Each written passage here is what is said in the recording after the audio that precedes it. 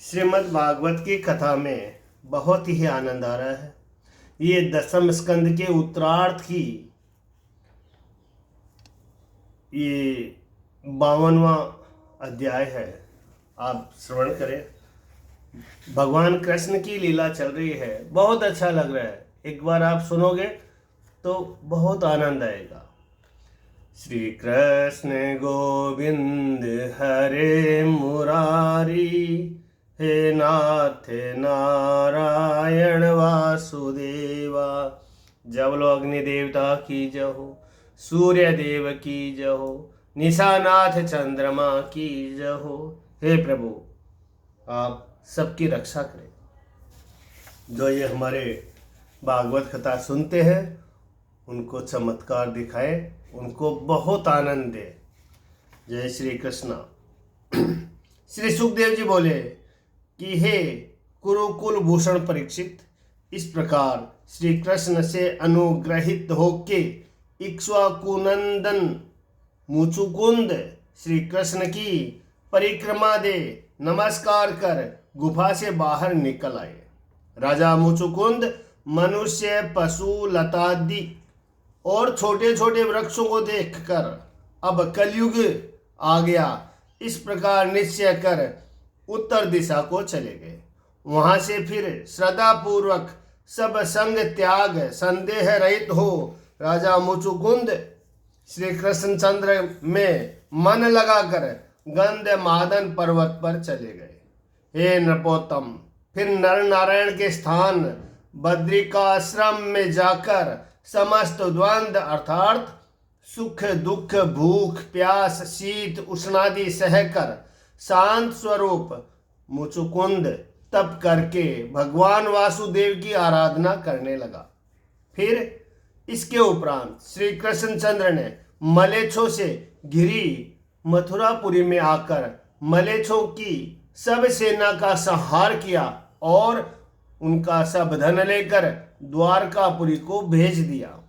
श्री कृष्णचंद्र की आज्ञा पाते ही मनुष्य बैलों के ऊपर धन लाद कर जब ले चले, तब जरासंध 23 अक्षौहिणी सेना लेकर फिर चढ़ाया। श्री कृष्णचंद्र और बलदेव जी शत्रु की सेना को देख मनुष्य अवतार के कारण शीघ्र ही उठकर भागे। यद्यपि इन्हें किसी का डर नहीं था तो भी बहुत भयभीत हो गए। इसीलिए बहुत से धन मार्ग में छोड़ कमल से कोमल चरणों से बहुत दूर तक कोसों भाग चले गए। तब जरासंध बोला, काहे डर के भागे जाते, ठाड़े रहो, करो कुछ बातें।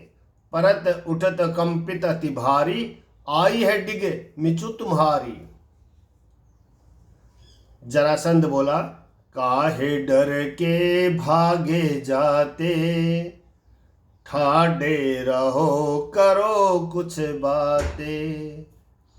परत उठित कंपित अति भारी, आई है डिग मिचु तुम्हारी।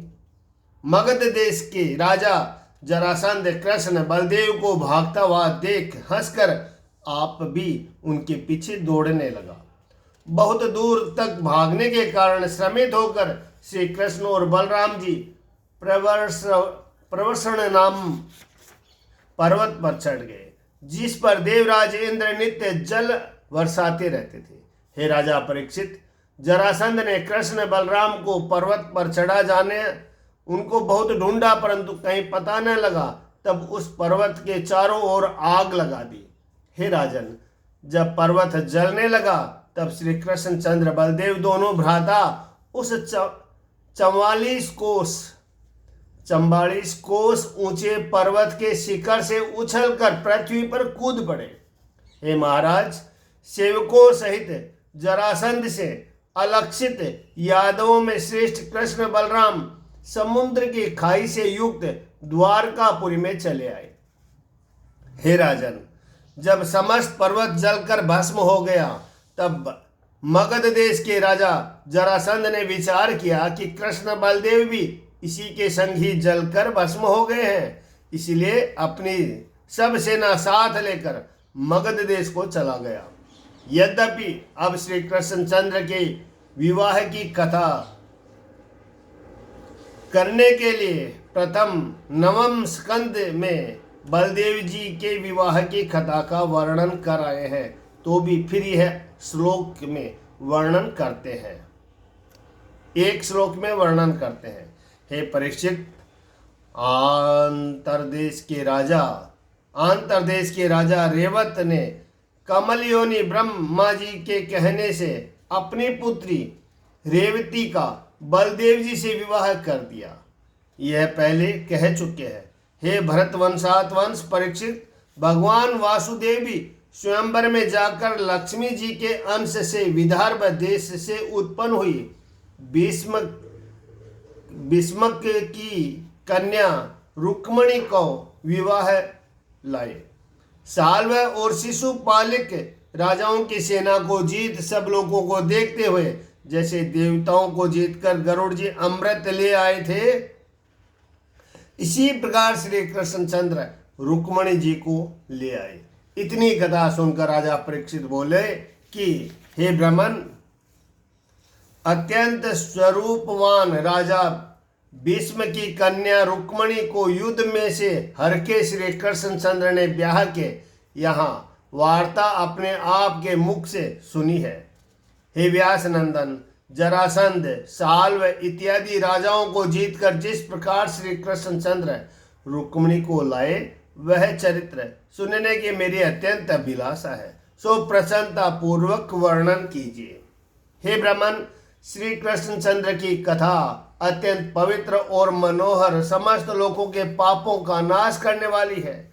नित्य नवीन सुनने के सार को जानने वाला ऐसा कौन मनुष्य है जो ऐसी कथाएं सुनकर तृप्त हो। जब राजा ने यह वचन कहे, तब से सुखदेव जी बोले कि हे कुरुकुल भूषण परीक्षित, विदर्भ देश का पालन करने वाला महायशस्वी भीष्मक नाम राजा था। उसके 5 पुत्र और परम स्वरूपवती एक कन्या उत्पन्न हुई।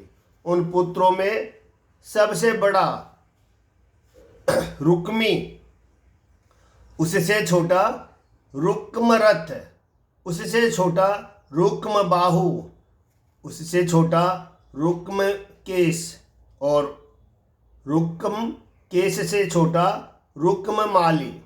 ये 5 पुत्र उत्पन्न हुए और 5 की बहन परम सुशील पतिव्रता रुक्मणी हुई। घर में आए हुए देव ऋषि नारद जी के मुख से श्री कृष्णचंद्र का गुणानुवाद सुनकर श्री रुक्मणी जी ने अपने सम्मान जान विवाह करने के लिए प्रतिज्ञा की, और इधर सुंदर बुद्धि, उदारता, रूप, पराक्रम, शोभायुक्त रुक्मणी जी के गुण सुनकर श्री कृष्णचंद्र ने अपने सम्मान स्त्री को ब्याहने का अभिलाषा किया। हे राजन, माता पिता भ्राता आदि सबकी यही इच्छा थी कि रुक्मणी का विवाह श्री कृष्णचंद्र के साथ करेंगे, परंतु श्री कृष्णचंद्र का शत्रु रुक्मी हम अपनी बहन का विवाह कृष्ण के साथ नहीं करेंगे। इस प्रकार निषेध कर रुक्मणी के योग्य वर शिशुपाल है, यह निश्चय मन में किया। सुंदर कटाक्ष वाली विदर्भ देश के राजा की पुत्री रुक्मणी ने सुना कि श्री कृष्ण के साथ मेरा भाई ब्याहने को निषेध करता है, मना करता है। यह जान बहुत उदास होकर उसी समय एक ब्राह्मण को बुलाकर श्री कृष्णचंद्र जी के लिवा लाने के लिए भेजा। हे राजन, वह ब्राह्मण जिस समय द्वारकापुरी में पहुंचा, उसी समय द्वारपालों ने इसे भीतर पहुंचाया। वहां इसने सुवर्ण के सिंहासन पर विराजमान आदि पुरुष भगवान वासुदेव के दर्शन किए। जय हो वासुदेव भगवान की जय हो, जय हो ब्राह्मण देवता की जय। गो ब्राह्मण के पालन करने वाले श्री कृष्णचंद्र उस ब्राह्मण को देखते ही सिंहासन से उतर पड़े और ब्राह्मण को सिंहासन पर बिठाकर जिस प्रकार कोई अपने देवता की पूजा करता है, उसी प्रकार पूजा करने लगे। हे नृपोत्तम परीक्षित, जब ब्राह्मण भोजन कर चुका और मार्ग की थकावट दूर हो गई, तब सत्पुरुषों की गति भगवान श्री कृष्णचंद्र ने उसे निकट आ अपने हाथों से उसके चरण दबाते दबाते यह पूछा कि हे द्विज श्रेष्ठ, वृद्ध सम्मत तुम्हारा धर्म बहुत कठिनता पूर्वक तो नहीं चलता है। सदा तुम्हारे मन में संताप तो वर्तमान है। जिस किसी प्रकार से ब्राह्मण संतुष्ट होकर बरते, अर्थात जो वस्तु मिले उसी में संतोष रखे, स्वधर्म से च्युत न हो, तो यही उसको समस्त फल के देने वाला है। और जिसके मन में संतोष नहीं है वह ब्राह्मण यद्यपि इंद्र हो जाए तो भी सब लोकों में घूमता फिरता है, तृष्णा के मारे एक स्थान पर स्थिर नहीं रहता। हे ब्राह्मण, प्रारब्ध ही तो मनुष्य को राजा रंक करता है। यहाँ पर एक दृष्टांत आता है, बहुत अच्छा है, सुनिए। एक कहानी है कि एक घोड़ों के व्यापारी के घोड़े से राजा के पुत्र का कोई रोग जाता रहा। तब राजा ने व्यापारी से कहा कि इस घोड़े की कीमत ले लो।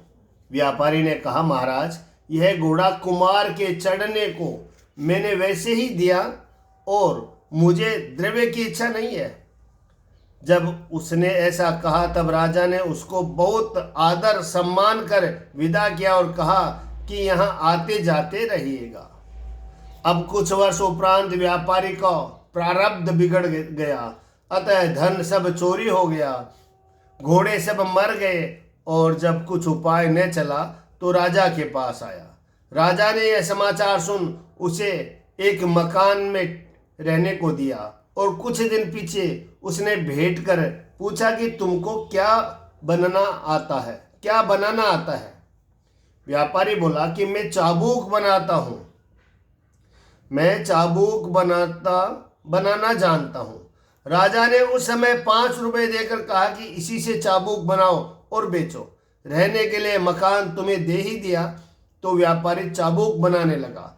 कुछ दिन उपरांत उससे भी घाटा हुआ और 5 रुपए व्यय हो गए। तो फिर राजा ने 5 रुपए दे दिए और फिर घट गए।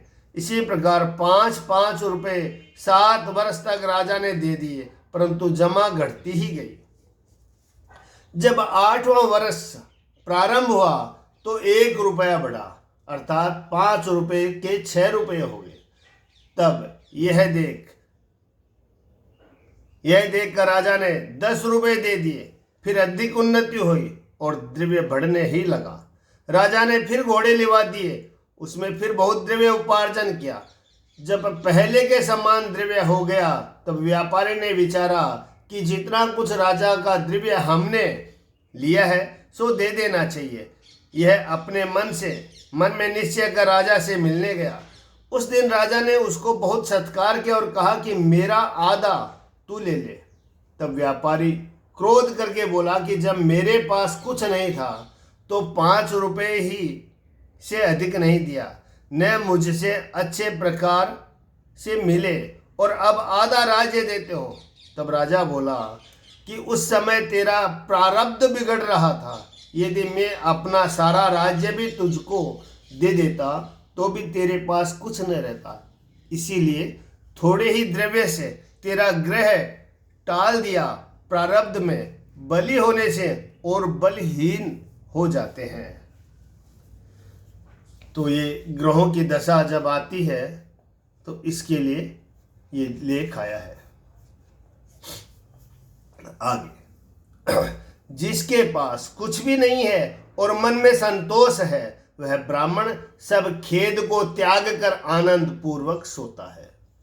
जो द्विज आप ही मिले वस्तु में संतोष करता है, अपने धर्म में निष्ठ है और समस्त जीवों की रक्षा करता है, शांत स्वभाव अहंकारी रहित है, मैं उसको बारंबार नमस्कार करता हूँ। जय हो भगवान विष्णु की जय हो। हे द्विज श्रेष्ठ, जिस राजा के देश में तुम वास करते हो वह राजा तो तुम पर प्रसन्न है, क्योंकि जिस राज्य के देश में भली भांति गो ब्राह्मण का पालन होता है वह राजा मुझे अत्यंत प्यारा लगता है। हे द्विज द्विजोतम समुद्र को उल्लंघन कर जिस कार्य करने की इच्छा से आप यहाँ पर आए हैं, जो कहने योग्य वार्ता हो तो हमारे सम्मुख कहो, जिससे उस कार्य के करने का उपाय किया जाए। श्री सुखदेव जी बोले कि हे कुरुकुल भूषण परीक्षित, श्रेष्ठ आसन पर विराजमान लीला से ही जिन्होंने मनुष्य देह धारण किया है, ऐसे भगवान श्री कृष्ण चंद्र के पूछने पर वह ब्राह्मण बोला कि हे मधुसूदन, रुक्मणी ने आपको एकांत में यह पत्री दी है। तब श्री कृष्ण चंद्र जी की आज्ञा से उस प्रेम से चिन्ह वाली पत्री को खोलकर वह ब्राह्मण सुनाने लगा। रुक्मणी ने लिखा है कि हे त्रिलोकी में सुंदर, हे अच्युत्य अर्थात अखंड रूप, जब से श्रवण करने वाले पुरुषों के कर्णों के छिद्रों के द्वारा हृदय में प्रवेश कर शोक संताप दूर करने वाले आपके गुण और दृष्टि वालों की दृष्टि के सकल मनोरथों का लाभ रूप श्रीमान रूप सुना है, तभी से मेरा मन आप में लग रहा है। हे मुकुंद, क्षमा करना, हे मुकुंद, हे पुरुष शार्दुल, कौन बलवान उदार गुणयुक्त धर्म धैर्यवान कन्या तुम्हें, जो कि मनुष्य लोक के अति प्रिय कुल शील रूप विद्या अवस्था धन घर इन सब में तुम्हारे ही समान हो, उसे विवाह के समय में पति स्वीकार न करे। हे समर्थ, इस कारण मैंने अपना पति आपको वर्णन किया है और अपनी देह अर्पण कर दी है। मुझे अपनी दासी अर्थात भार्या बनाओ। हे कमल दल लोचन, मैं आपका भाग हूँ।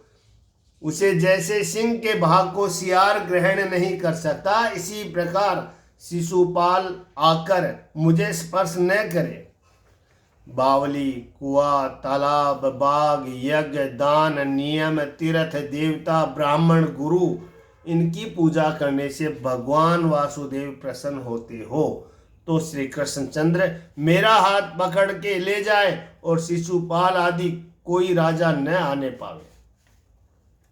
हे अजीत, कल ही विवाह का दिन है, कल ही विवाह का दिन है, इसीलिए तुम गुप्त वेश से विदर्भ देश में आओ, परंतु अकेले मत आना, पीछे सेना भी साथ में लेते आना। शिशुपाल और मगध देश के राजा जरासंध की सब सेना को मथन कर उस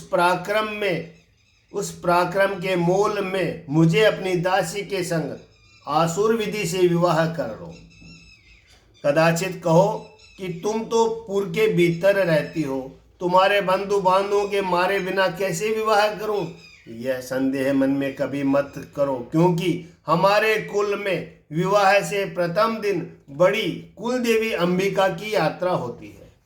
सो यात्रा करने के लिए और देवी की पूजा करने को नववधु कन्या बाहर जाती है। वहां से मेरा ले जाना अति सहज है, जैसे पार्वती को महादेव जी ले गए, जिनके चरणविंदों की रज से स्नान करने को बड़े बड़े साधु महात्मा अपने महान अज्ञान दूर करने के लिए इच्छा करते हैं। हे कमल दल लोचन, जो आप मेरे ऊपर प्रसन्न न होंगे तो व्रत कर अपने प्राण त्याग कर दूंगे। यदि कहो कि प्राण त्यागने से क्या होगा, तो उत्तर यह है कि बार बार त्याग करूंगी तो 100 जन्म में तो प्रसन्न होंगे। ब्राह्मण बोले कि हे द्वारकानाथ, यह तो मैं गुप्त संदेशा लेकर आया हूँ। यदि यह करने योग्य कार्य हो तो शीघ्रता से करना चाहिए, विलंब करना उचित नहीं है। इति श्रीमद्भागवते महापुराणे दशम स्कंद उत्तरार्धे भाषा टीकाया रुक्मणी युद्धाहे 52 अध्याय 52वां अध्याय संपूर्ण। श्रीमन्नारायण नारायण नारायण, श्रीमन्नारायण नारायण नारायण। कृष्ण भगवान की जय हो। श्री सुखदेव जी बोले कि हे राजा परीक्षित, यदुवंशियों को आनंद के देने वाले श्री कृष्णचंद्र विदर्भ देश के राजा की पुत्री रुक्मिणी का इस प्रकार संदेशा सुनकर ब्राह्मण का हाथ हाथ में पकड़कर कहने लगे कि श्री कृष्णचंद्र बोले कि जैसा रुक्मिणी का चित्त मुझ में लगा है, ऐसा ही मेरा चित्त भी रुक्मिणी में लगा रहा है, और चिंता के मारे रात को नींद भी नहीं आती। मैं जानता हूं कि रुक्मिणी ने द्वेष करके मेरे विवाह को मना कर दिया। मैं जानता हूं कि रुक्म ने, रुक्मिणी के भाई है रुकम ने द्वेष करके मेरे विवाह को मना कर दिया। दुष्ट राजाओं को जीतकर दोष रहित अंग वाली अनंग गति रुक्मिणी को जिस प्रकार काष्ठ के मतने से मनुष्य अग्नि निकाल लेते हैं, वैसे ही ले आऊंगा। श्री सुखदेव जी बोले कि हे परीक्षित, मूर दैत्य के मारने वाले भगवान रुक्मिणी के विवाह का नक्षत्र जान रथवान से बोले कि हे रथवान, शीघ्र ही रथ जोत कर लाओ। यानी कि कौन से नक्षत्र में विवाह हो, ये रुक्मिणी जी के विवाह का नक्षत्र जान रथवान से बोले कि रथवान शीघ्र ही रथ जोत कर लाओ। जय हो विष्णु भगवान की जय। सेव्य सुग्रीव मेघ पुष्प और बलाहक नामक घोड़े को रथ में जो श्री कृष्णचंद्र के सम्मुख ला, सारथी हाथ जोड़कर कहने लगा, रथ उपस्थित है।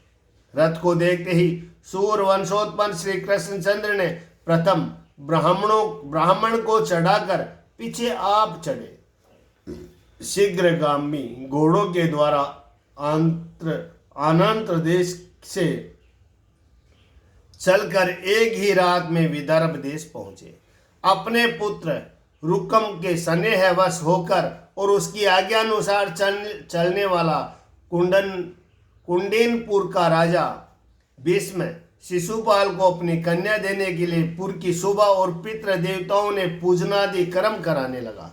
इसके उपरांत राजा भीष्मक अपने पुर को शोभायमान करने के लिए राजमार्ग में झाड़ू बुहारी लगवाकर छिड़काव करवाया।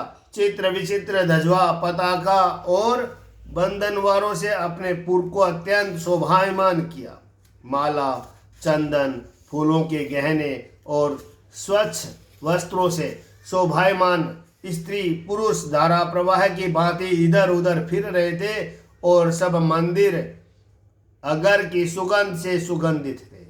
श्री सुखदेव जी बोले कि हे परीक्षित, पितृ देवताओं का पूजन करके और विधि पूर्वक ब्राह्मणों को भोजन जिमाकर राजा भीष्मक ने रुक्मिणी को यथावत स्वस्ति वाचन करवाया।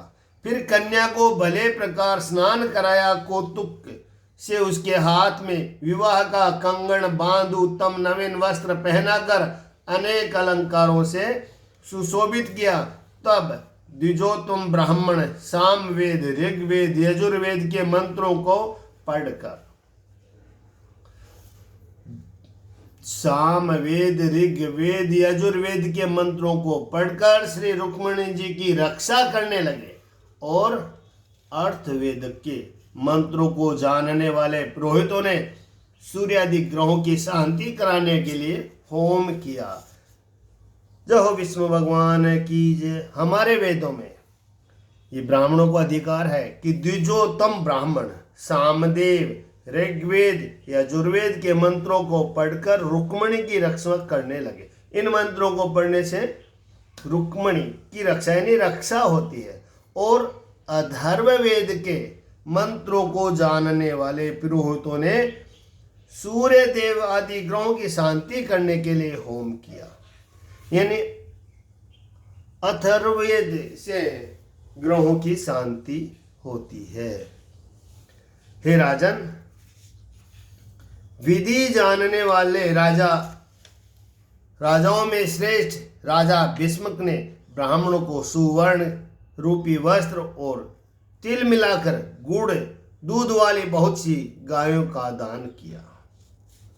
जिस प्रकार राजा भीष्मक ने अपनी कन्या का मंगल कराया, उसी प्रकार चंदेल के राजा दमघोष ने अपने पुत्र शिशुपाल के सब मंगल कर्म मंत्रों के जानने वाले ब्राह्मणों से कराए। मत वाले हाथियों के समूह रथ, पैदल, घोड़े इत्यादि चतुरंगी सेना को साथ लेकर राजा दमघोष कुंडिनपुर में पहुंचे। समाचार सुनते ही विदर्भ देश के राजा भीष्मक ने अंगोनिकर एक सजे हुए स्थान में उन्हें जनवासा दिया। वहां साल्व, जरासंध, दंतवक्र, विदुरथ, शिशुपाल और पौंड्रक आदि सहस्त्रों राजा शिशुपाल की ओर के आए। यह समस्त कृष्ण बलदेव के शत्रु सजकर शिशुपाल को कन्या दिलाने आए थे और मन में प्रथम ही निश्चय कर लिया था कि कदाचित बलदेव व समस्त यदुवंशियों को साथ ले श्री कृष्ण आकर रुक्मणी को हरेगा तो उसके संग युद्ध करेंगे। इस प्रकार मन में विचार अच्छे अच्छे बलवान सिपाही, घोड़े, हाथियों को संग लेकर संपूर्ण राजा आए। भगवान बलदेव जी भी शत्रु शिशुपाल की ओर से राजाओं का साहस सुनकर कहने लगे कि रुक्मणी के लेने के लिए भाई श्री कृष्ण अकेला गया है, इस कारण लड़ाई अवश्य होगी।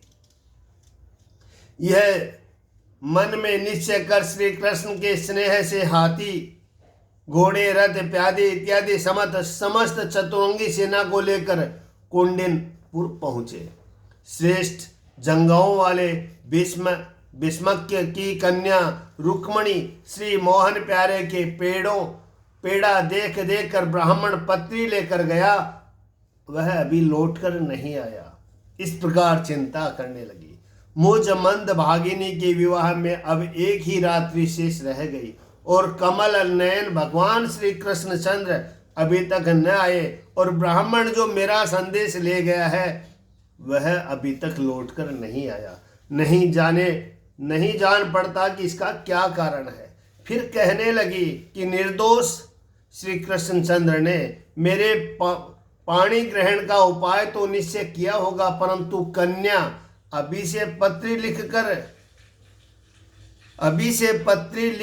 कर भेजती है, यह दोष विचार कर नहीं आए। मुझ अभागिनी के विधाता ईश्वर और देवी पार्वती अनुकूल नहीं है। भगवान श्री कृष्ण चंद्र के न आने से दुखी हो समय की जानने वाली रुक्मणी आंसुओं से व्याकुल हुए नेत्रों को बंद करके बैठ गई। हे परीक्षित, इस प्रकार भगवान श्री कृष्ण चंद्र के आने का मार्ग जोहती रुक्मणी के बाएं अंग उरु, भुजा और नेत्र ये अंग फड़कने लगे। स्त्री के बाएं अंग उरु, भुजा, नेत्र ये अंग फड़कते हैं तो शुभ होता है, क्योंकि स्त्रियों के बाएं अंग फड़कने से शुभदायक और प्यारी बात के जानने वाले होते हैं।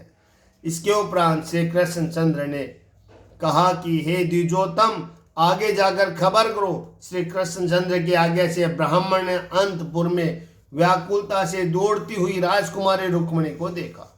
पतिव्रता रुक्मणी प्रसन्न वंदन और स्वस्थ रीति से ब्राह्मण को आता हुआ देखकर अपने मन में यह कार्य कर आया है ऐसा निश्चय कर और उसके लक्षणों से पहचान कर पूछने लगी, हे राजन, तब रुक्मणी जी से श्री कृष्ण चंद्र आए हैं, यह ब्राह्मण ने कहा। और श्री कृष्ण चंद्र ने जो कहा था, राजाओं को जीत कर रुक्मणी को ले जाऊंगा, यह भी सब वृत्तांत उनको सुनाया। श्री कृष्ण चंद्र को आया हुआ जान हर्षित मन से राजा भीष्मक की कन्या रुक्मणी विचार करने लगे कि इस समय ब्राह्मण को सर्वस्व दूं तो भी थोड़ा है।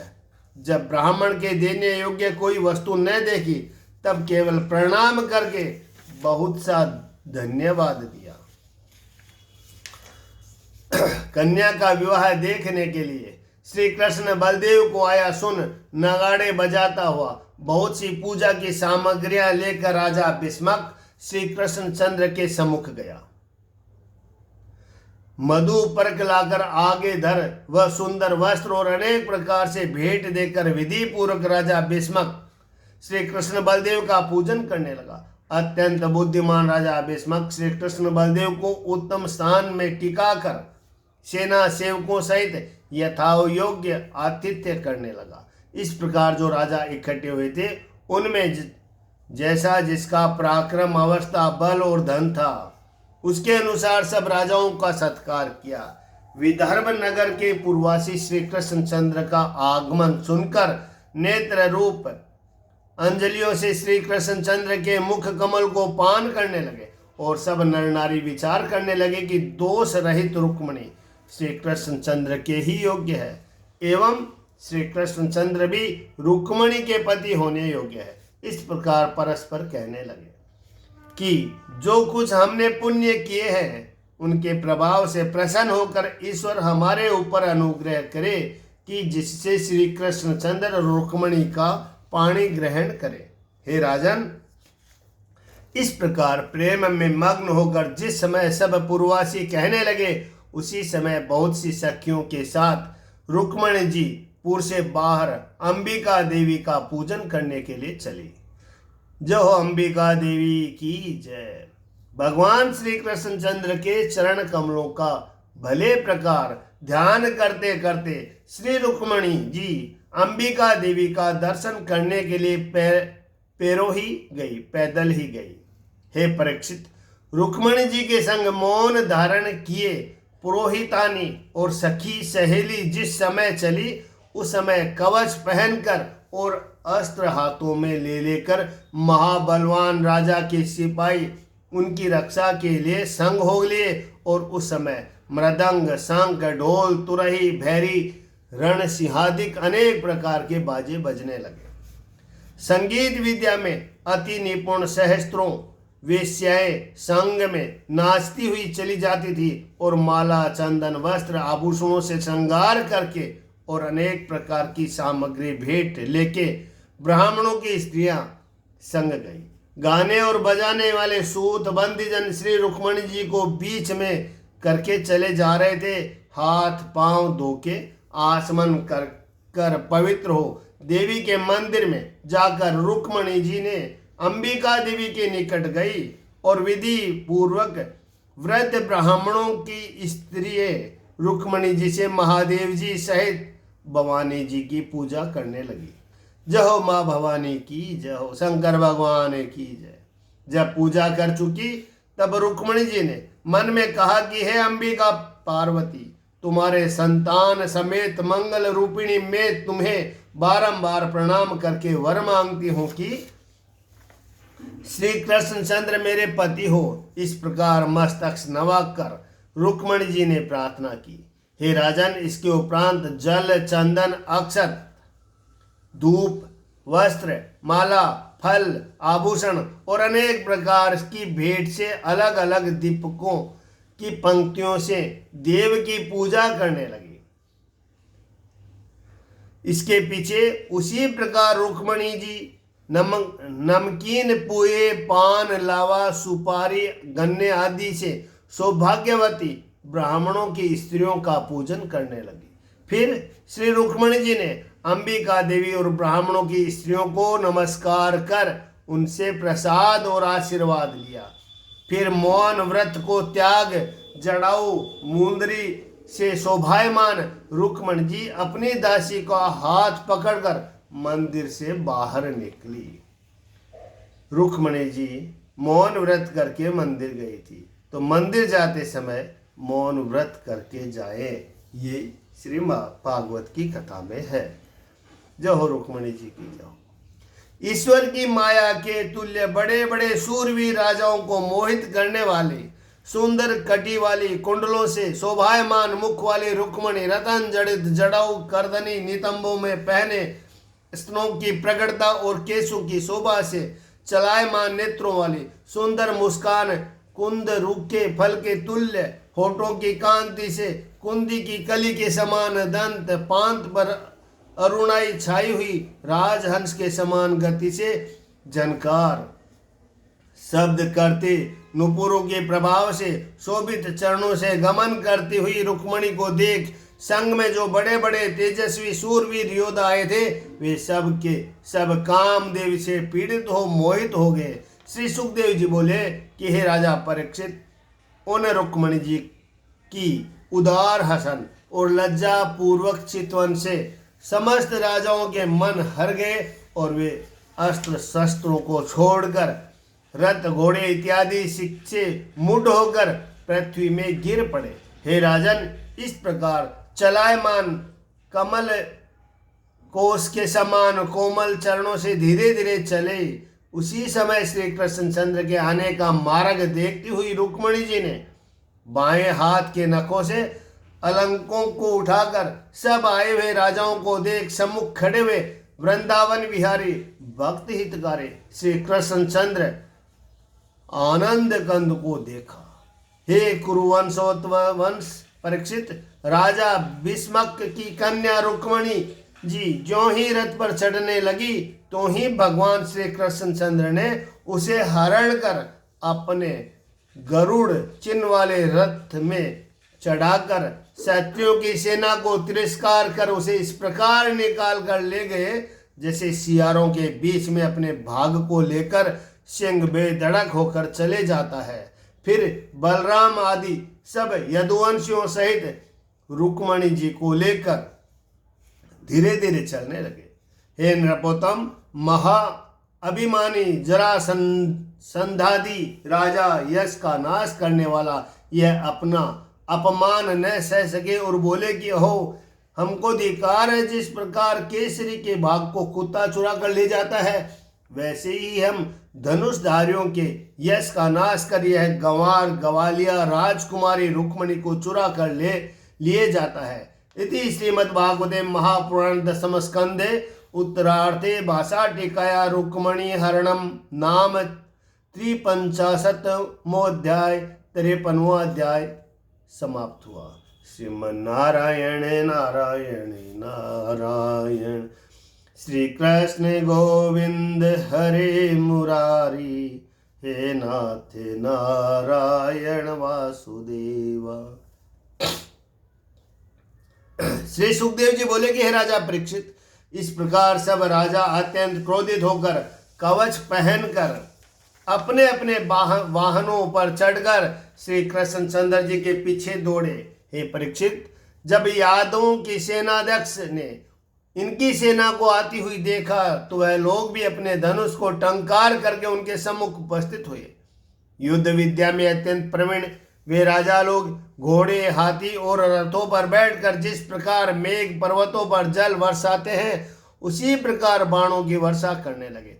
सुंदर कटी भाग वाली रुक्मणी अपने स्वामी श्री कृष्णचंद्र की सब सेना को बाणों से ढकी हुई देख अति भयभीत और विहल नेत्र हो लाज सहित श्री कृष्णचंद्र का मुख देखने लगे। तब भगवान वासुदेव रुक्मणी को डरी हुई जान कहने लगे कि हे वामलोचन, हे सुनैनी, तुम कुछ भय मत करो, क्योंकि हमारे और के यादव इनकी समस्त सेना को क्षण भर में विध्वंस कर देंगे। हे राजन, गद सकर्षणादि शूरवीर उन राजाओं को पराक्रम न सह सके और उनके घोड़े, हाथी और रथों को महातीक्ष्ण बाणों से नाश करने लगे। रथी, घोड़ चढ़े और हाथियों पर विराजमान योद्धाओं के पगड़ियों सहित सहस्त्रों सिर कटकर गिरने लगे। तलवार, गदा, धनुष से हाथ कट कट कर गिरने और भर के समान जंघाएं कट कट कर गिरने लगे। अनेक घोड़े, खच्चर, हाथी, गधे, मनुष्य इनके सिर कटकर पृथ्वी पर गिर गए। हे भारत,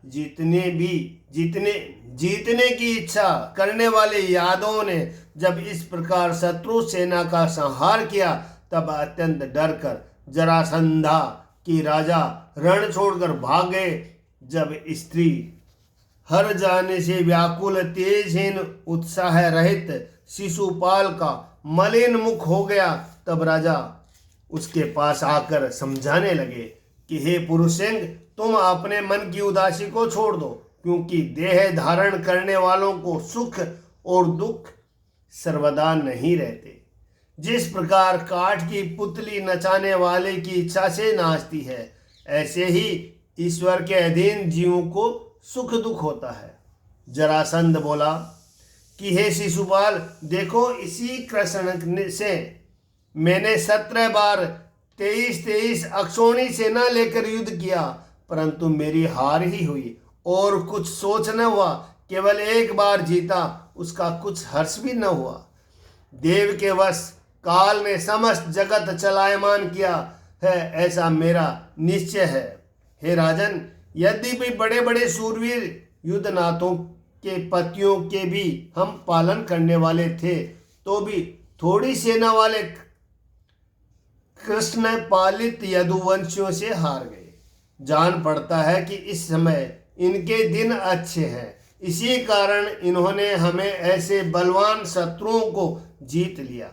जब हमारे दिन भले आवेंगे तो हम भी जीतेंगे। हे महाराज, जब इस प्रकार अनेक राजाओं ने शिशुपाल को समझाया, तब अपने बचे बचाए नौकर चाकर और सेना को लेकर शिशुपाल अपने देश को चला गया और मरने से बचे बचाए राजा भी अपने अपने स्थान को चले गए। इधर एक अक्षोहिणी सेना लेकर श्री कृष्ण का शत्रु रुक्मी अपनी बहन के हरने का अपराध न सहकर श्री कृष्ण के पीछे दौड़ा और अत्यंत क्रोधित हो कवच पहन धनुष ग्रहण कर सब राजाओं के सामने महाबलवान रुक्मी ने यह प्रतिज्ञा की कि युद्ध में श्री कृष्ण को मारे बिना और रुक्मणी को लाए बिना मैं कौंडिन्यपुर में नहीं जाऊंगा। इस प्रकार रुक्मी प्रतिज्ञा कर रथ में चढ़ सारथी से बोला कि जहां कृष्ण है वहां शीघ्र ही घोड़ों को हाँक कर ले चलो, क्योंकि मुझे उससे युद्ध करना है। मैं आज उस मंदबुद्धि ग्वाल के पराक्रम का मद अपने तीक्ष्ण बाणों से चूर्ण करूंगा, जो मेरी बहन रुक्मणी को जबरदस्ती हर के ले गया। खोटी बुद्धि वाला रुक्मी भगवान श्री कृष्ण चंद्र के बल को न जान कटु वाक्य कहता हुआ अकेला रथ दौड़ा कर चला और अति शीघ्र ही उन श्री कृष्ण चंद्र जी के निकट पहुंचकर बोला कि खड़ा रहूं, खड़ा रहूं। इस प्रकार भगवान वासुदेव को पुकारने लगा। इसके उपरांत अपने दृढ़ धनुष को खींचकर रुक्मी ने श्री कृष्ण को 3 बाण मारे और कहा कि हे यादव कुल कलंक, एक क्षण मात्र खड़ा होकर मुझसे युद्ध कर। अरे दुष्ट बुद्धि, जिस प्रकार होम की सामग्री को कोवा ले जाता है, इसी प्रकार तू मेरी बहन को कहाँ चुरा कर ले जाता है। अरे कपट युद्ध करने वाले छली, तेरे घमंड को मैं अभी चूर्ण करता हूँ और तेरे भले भले दिन है तो मेरे बाणों से पीड़ित होकर युद्ध क्षेत्र में मत सो और रुक्मणी को छोड़कर अति शीघ्र हमारे सामने से भाग जा। तब श्री कृष्ण चंद्र जी ने मन में मुस्कुराकर उसके धनुष को काट 6 बाणों से रुक्मी को छेदन किया, 8 बाणों से रथ के घोड़ों को, 2 बाणों से रथवानों को बिंद डाला और 3 बाणों से ध्वजा काट डाली। फिर रुक्मी ने और धनुष लेकर 5 बाण श्री कृष्ण के शरीर में मारे। तब भगवान वासुदेव ने उसका वह धनुष भी काट डाला। फिर रुक्मी और धनुष ले आया और उसको भी भगवान श्री कृष्ण चंद्र ने उसे समय काट दिया। रुक्मी ने जो परिधि पटेक त्रिशूल ढाल तलवार बर्छी भाले हाथ में लिए वह सब भगवान देवकी नंदन ने काट गिराए। हे राजन, इसके उपरांत रथ से कूदकर और हाथ में तलवार लेकर मारने की इच्छा से जिस प्रकार पतंगे अग्नि के सम्मुख झपटते हैं, उसी प्रकार रुक्मी श्री कृष्ण चंद्र के ऊपर झपटा। झपटते हुए उस रुक्मी की ढाल तलवार को तिल भर बाणों से काट कर पैनी धार को तलवार लेकर श्री कृष्ण चंद्र जी रुक्मी को प्राण संहार करने को उपस्थित हुए। भाई के मारने की इच्छा देख भय से व्याकुल होकर पतिव्रता रुक्मणी नेत्रों में आंसू भर के श्री कृष्ण चंद्र के चरणों पर गिरकर करुणा भरे वचन कहने लगी कि हे योगेश्वर, हे अप्रमेयात्मन, हे देव, हे जगत पालक श्री कृष्ण चंद्र, हे महाभुज, मेरे भाई को तुम मत मारो, क्योंकि यह तुम्हारे मारने योग्य नहीं है। श्री सुखदेव जी कहने लगे कि पांडु नंदन परीक्षित त्रास से कंपायमान सब अंग सूक्ष्म मुख गदगद कंठ की जिसकी व्याकुलता से सुवर्ण की माला गिर जाती थी। इस प्रकार रुक्मणी को अपने चरणों पर गिरी हुई देख करुणावश हो श्री कृष्ण चंद्र के नेत्रों में जल भर आया। वरन उस दुष्ट कर्म करने वाले रुक्मी को वस्त्र से बांध और मूछों सहित सिर मुंडा अभद्र कर अपने रथ के पीछे बांध लिया कि इसी बीच में सब यदुवंशियों के सहित बलराम सुखदाम ने रुक्मी की सेना को जिस प्रकार हाथी कमल नयनों को मर्दन करता है उसी प्रकार मर्दन किया। उसके उपरांत रुक्मी की समस्त सेना को संहार कर बलदेव जी ने श्री कृष्णचंद्र जी के पास आकर रुक्मी को देखा कि उसका सिर मुड़ गया है और मृतक के समान रथ के पीछे बंधा हुआ देखकर सामर्थ्यवान बलभद्र जी ने उसे छोड़ दिया। और अत्यंत जो बलभद्र जी महाराज की जय। और अत्यंत झुंझला कर कहा कि हे कृष्ण, आपने यह बड़ा निंदन कर्म किया है। जो साले को पकड़कर बांधा, हमारे इसमें बहुत निंदा होगी, क्योंकि सिर मूछ दाढ़ी मुंडवा कर विरूप कर देना यह अपने नातेदार का मारना है। फिर रुक्मणी से बोला कि हे सुशीले, तुम्हारे भाई के कुरूप होने में हमारा कुछ दोष नहीं है, क्योंकि यह पुरुष अपने कर्मों का फल भोगता है। पुरुष अपने कर्मों का फल भोगता है, सुख दुख का देने वाला और कोई नहीं है। इसके उपरांत बलदेव जी श्री कृष्ण को समझाने लगे कि हे भाई, अपने नातेदार को मारना अपराध करने पर भी उचित नहीं है। उसको अपराधी जानकर छोड़ देना चाहिए, क्योंकि वह तो अपने पहले ही दोषों से मर रहा है, फिर उसको मारने की क्या आवश्यकता है। फिर रुक्मणी से बोले कि हे सुमुखी, क्षत्रियों का यह धर्म विधाता ने बनाया है कि जिस धर्म के कारण भाई भाई का प्राण संहार कर देता है, फिर साले ससुर की तो बात ही क्या है। इसीलिए हमारा क्या दोष है। फिर श्री कृष्णचंद्र जी से बोले कि हे कृष्ण, राज्य, पृथ्वी, धन, स्त्री, प्रतिष्ठा, तेज और वस्तुओं के हेतु श्रीमंदाता अभिमानी राजा लड़ते हैं, परंतु हमको यह बात उचित नहीं है। फिर रुक्मणी से बोले कि सब प्राणियों में दुष्ट हृदय अर्थात सब बात का बुरा विचारने वाला जो शिशुपाल उसका बुरा और अपने भाई का भला चाहती हो, तो यह बात तुमको उचित नहीं है। हे रुक्मणी, तुम्हारी विषम बुद्धि है जैसी कि अज्ञानी पुरुष की होती है। इसीलिए तुम्हारा भाई जो सब जीवों का शत्रु रूप है, उसको तुम अज्ञानी पुरुषों के समान भला चाहती हो। सो यह तुम्हारी बुद्धि की भूला है, क्योंकि उसका भला चाहने से और संबंधियों का बुरा होगा।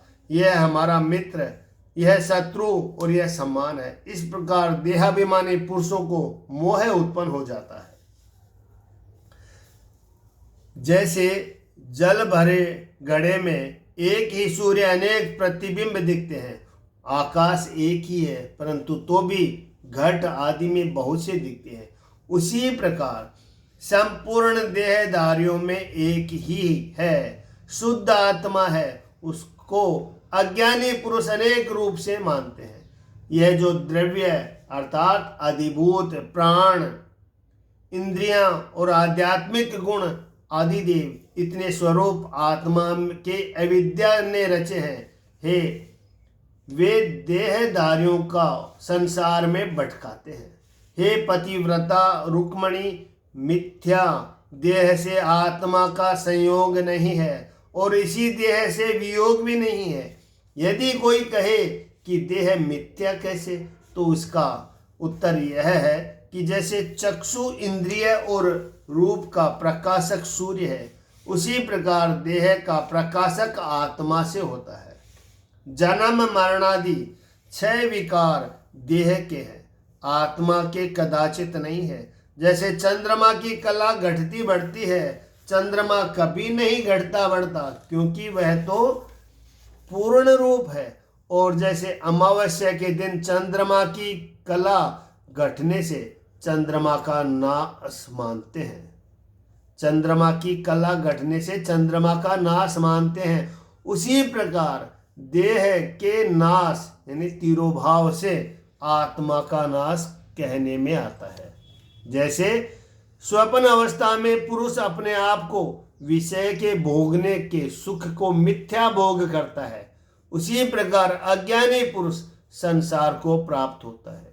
हे सुहागिनी, इसीलिए तुम अज्ञान से उत्पन्न हुए आत्मा को क्लेश और मोह देने वाले शोक का तत्व ज्ञान से त्याग करो और स्वस्थ हो।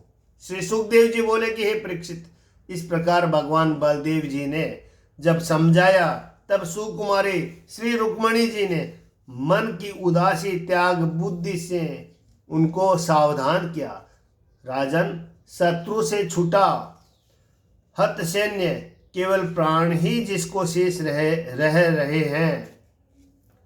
प्रभाव और मनोरथ रथहीन मुंडित सिर दुष्ट बुद्धि रुक्मी विचार करने लगा कि मैं प्रतिज्ञा करके आया था कि कृष्ण को बिना मारे और बिना रुक्मणी को लाए कौंडिन्यपुर नहीं जाऊंगा, सो अब क्या करूं। यह विचार वहां ही भोजकटपुर बसाकर रहने लगा। हे कौरवों के आनंद देने वाले परीक्षित, भगवान श्री कृष्ण चंद्र ने इस प्रकार समस्त राजाओं को जीतकर राजा भीष्मक की पुत्री रुक्मणी को द्वारकापुरी में लाकर विधि पूर्वक विवाह किया। हे महाराज परीक्षित, उसी समय द्वारकापुरी में घर घर बड़ा उत्सव होने लगा, क्योंकि यदुवंशियों के पति श्री कृष्णचंद्र में उनकी अनन्य भक्ति थी। आनंद में मग्न उज्जवल मणियों के जड़ाऊ गहने पहने हुए स्त्री पुरुष चित्र विचित्र वस्त्र धारण किए श्री कृष्ण रुक्मणी जी के देने के लिए सुंदर सुंदर वस्तुएं लाने लगे।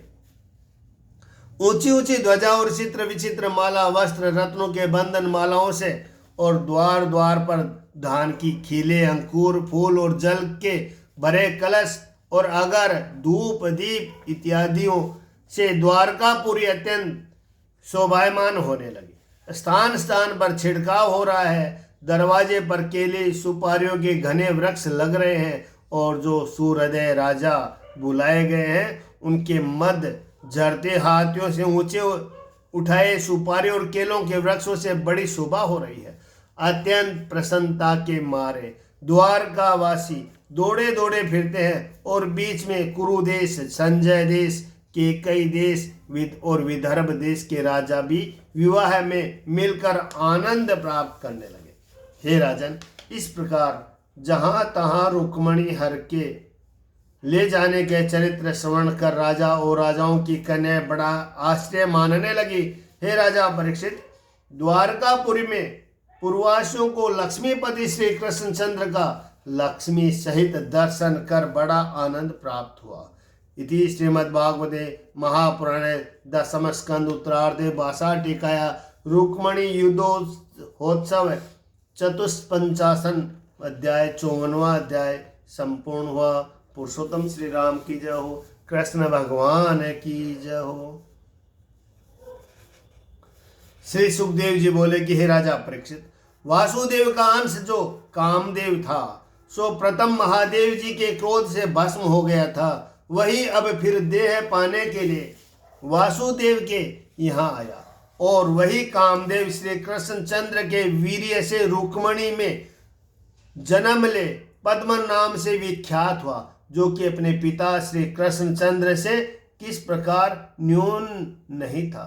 हे राजन, एक संवरण नाम दैत्य उसे अपना बैरी जान 10 दिन के भीतर कुमार प्रद्युम्न को हरण कर समुद्र में डाल अपने घर को चला गया। एक बड़ा बलवान मत्स्य इस बालक को निगल गया। उस मत्स्य को गीवरों ने बड़ा जाल डालकर और मछलियों सहित पकड़ा। उस बड़े मत्स्य को लाकर धीवरों ने संबरासुर की भेंट की और संबरासुर ने रसोई बनाने वाले को दिया। उन्होंने रसोई में लाकर छुरी से इस अद्भुत मत्स्य का हृदय वितरण किया, तो उस मत्स्य के पेट में बालक को निहार उन्होंने मायावती को दे दिया। तब मायावती को अत्यंत शंका हुई। तब देव ऋषि नारद जी ने आकर उसी से सब वृतांत कहा कि यह बालक तेरा स्वामी कामदेव है और श्री कृष्णचंद्र जी के वीर्य से रुक्मणी में उत्पन्न हुआ है। इस प्रकार उत्पत्ति और संबरासुर जैसे समुद्र में डाल आया था, वहां जिस प्रकार इस मत्स्य निगल गया सो अब कह सुनाया। शिवजी ने जब कामदेव को भस्म किया था तब रति के विलाप करने पर उसे समझाकर कहा था कि तू संबरासुर के यहाँ जाकर वास कर, वहां तेरा पति तुझे रसोई घर में मिलेगा, तू उसे पाल लीजिएगा, मछली के उदर से प्राप्त होगा। तब से रति रूप छिपाए वहां रहती थी। वह जो कामदेव की स्त्री थी सो बड़ी पतिव्रता और उसका नाम रति था। उसने अपने पति कामदेव को जो देह भस्म हो गया था सो उसके उत्पन्न होने के लिए प्रतीक्षा कर रही थी। वह मायावती कामदेव की स्त्री को संबरासुर ने दाल भात करने के लिए अपने पास रखा था, सो वह बालक को का कामदेव जान उससे अत्यंत स्नेह करने लगी। हे राजा परीक्षित, थोड़े ही दिनों में यौवन अवस्था को प्राप्त होकर श्री कृष्णचंद्र का पुत्र पद्मुन देखने वाली स्त्रियों को मोह उत्पन्न करने लगा और कमल दल से बड़े नेत्र भ्रकुटी से देख प्रीति लोक में सुंदर ऐसी अपनी पति पद्मुन को लाज भरी मुस्कान और उठी भ्रकुटी से देख प्रीति करके सूरत संबंधी जो भाव है उनसे वह रति सेवन करने लगी। तब श्री कृष्णचंद्र के पुत्र प्रद्युम्न जी ने कहा कि हे माता, जान पड़ता है कि तुम्हारी मति और प्रकार की हो गई है, इसीलिए मातृभाव को त्याग कर स्त्री के समान आचरण करती हो। यह सुनकर रति ने कहा कि तुम भगवान वासुदेव के पुत्र हो, संबरासुर तुम्हें चुरा कर ले आया है, मैं तुम्हारी स्त्री हूँ, रति मेरा नाम है, आप कामदेव हो। तुम जब 10 दिन के भी नहीं थे तब संबरासुर समुद्र में डाल आया था और वहां तुम्हें एक मत्स्य निगल गया। हे प्रभु, यहाँ आप मत्स्य के पेट में आए।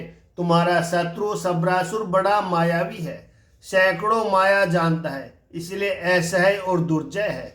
उसको मोहन आदि माया से आप मारिए, क्योंकि तुम्हारे ढूंढने के लिए स्नेह से अति व्याकुल परम दीन तुम्हारी माता टिटहरी के समान सोच कर रह गई और बिना बछड़े के गो के समान चतुर है। इस प्रकार मायावती स्त्री ने कह सब मायाओं का नाश करने वाली महामाया महात्मा प्रद्युम्न जी को दी।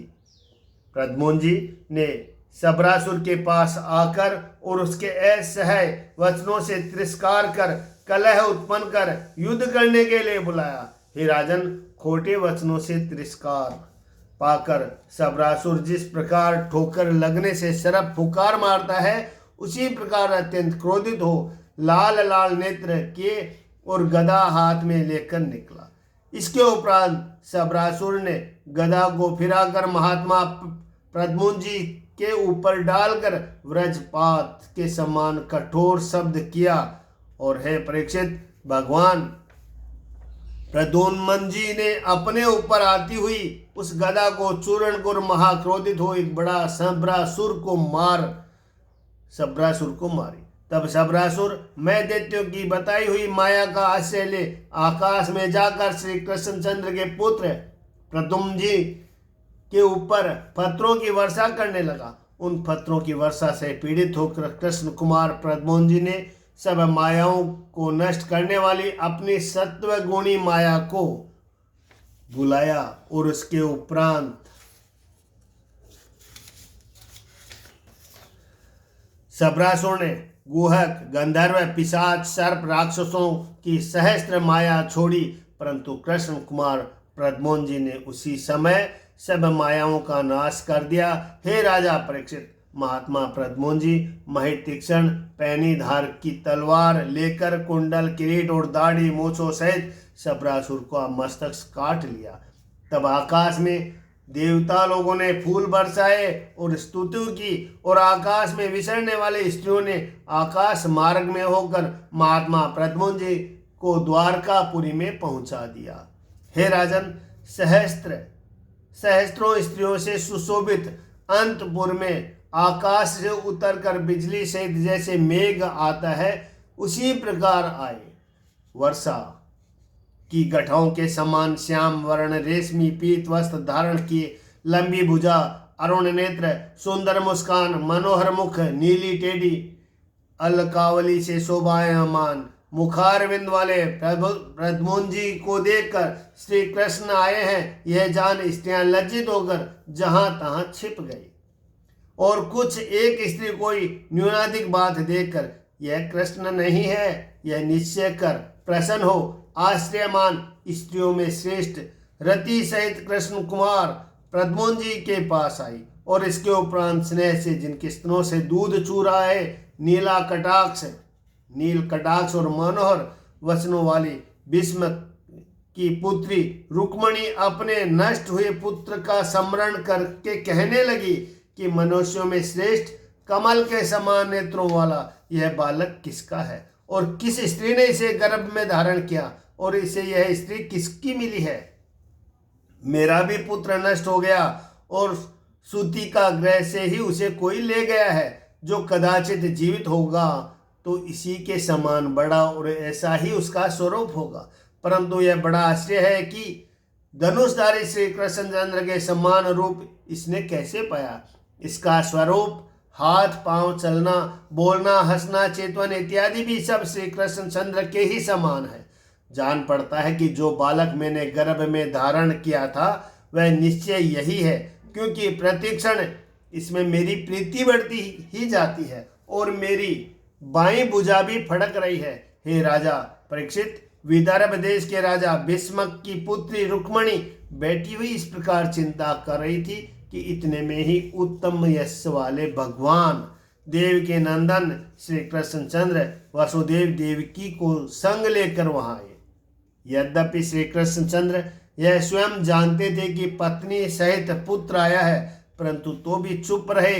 इतने में ही देव ऋषि नारद जी ने आकर जिस प्रकार उनको संभार सुर चुरा ले गया और समुद्र में डाल गया, वहां मछली निकल गई, वह सब वृत्तांत सुनाया। कृष्ण के अंतपुर में वास करने वाले स्त्रियां बहुत काल के पीछे जैसे मृत शरीर में प्राण आते हैं, उसी प्रकार प्रद्युम्न जी को आया हुआ श्रवण कर बड़ा आश्चर्यमान उनकी बड़ाई करने लगे। हे परीक्षित, वासुदेव देवकी और कृष्ण बलदेव रुक्मणी जी और स्त्री पुरुष प्रद्युम्न जी से मिलकर आनंद में मग्न हो गए। उस समय सब द्वार का वासी प्रद्युम्न जी को आया हुआ सुन, ओहो बड़ा आश्चर्य है, मृतक के तुल्य यह बालक आया है, इस प्रकार कहने लगे। अपने पिता श्री कृष्णचंद्र के समान स्वरूपवान प्रद्युम्न जी हमारे पुत्र है, यह विचार एकांत में अत्यंत प्रेम से प्रद्युम्न जी की माता रुक्मणी आदि श्री कृष्ण की रानी भ्रांत हो प्रद्युम्न जी की सेवा करने लगी। सो यह कुछ आश्चर्य की बात नहीं है, क्योंकि लक्ष्मी निवास श्री कृष्णचंद्र जी पुत्र कामदेव का स्मरण करते ही मन चलायमान हो जाता है। फिर साक्षात मूर्ति का दर्शन करते यदि स्त्रियां सेवा करें तो इसमें आश्चर्य ही क्या है। इति श्रीमद्भागवते महापुराणे दशम स्कंद उत्तरार्धे भाषा टीकाया द्वारकातम प्रद्युम्नागमनम नाम